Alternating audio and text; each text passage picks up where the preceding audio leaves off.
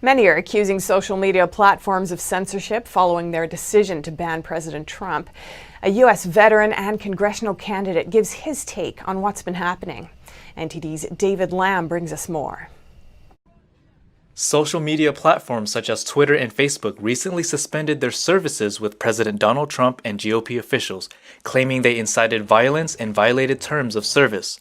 Joe Collins, a Navy veteran of 13 and a half years and congressional candidate for California, shares his thoughts with us. Tech companies has too much power right now. They can do pretty much whatever they want to when they get protected under Section 230, which is never a good thing because then it gives them the ability to act unethical.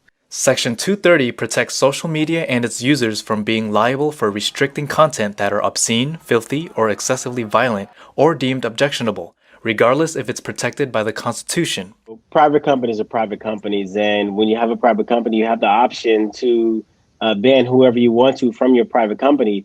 However, I do not think that private companies should have that right if they are being protected by the federal government. Collins also said tech companies are not holding up to the standards of free speech, and media misinformation is a terrible issue in the U.S.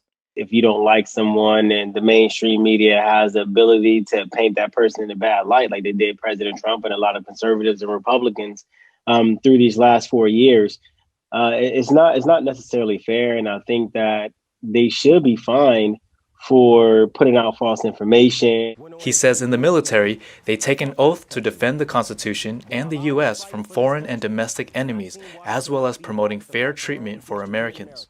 But we also took an oath to ensure that we promote fair treatment for all Americans. And so that means, it doesn't matter what part of the political spectrum that you're on, you still deserve to be treated fair. It doesn't matter what your religion is, what your race is.